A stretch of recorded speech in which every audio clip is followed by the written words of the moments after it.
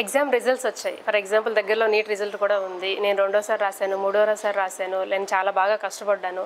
నా 100% ఎనర్జీ మొత్తం నేను ఎగ్జామ్కి ఇచ్చాను. కానీ అనుకున్నట్టుగా రిజల్ట్ రాలేదు. ఏదో తక్కువ ర్యాంక్ రావటం, లేదంటే ఫెయిల్ అవ్వటం, ఇలా జరగచ్చు. 100% జరుగుతుందని చెప్పాను. కానీ జరిగినా సరే మనం దానికి నుంచి ఎఫెక్ట్ అవ్వకూడదు. ఫర్ ఎగ్జాంపుల్ నాకెందుకు ఇలా జరిగింది అని ఫస్ట్ ఆలోచన వస్తుంది అందరికీ.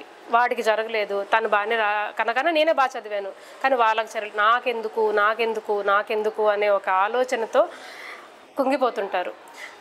అది వద్దు, ఆలోచన మారాలి.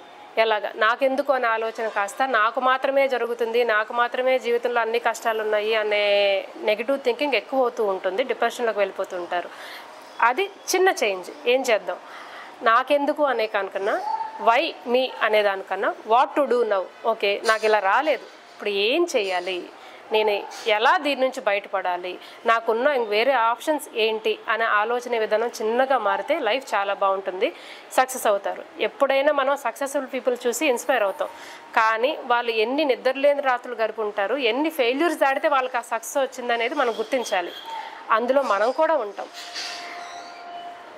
దానిని మనం పెంచాలి.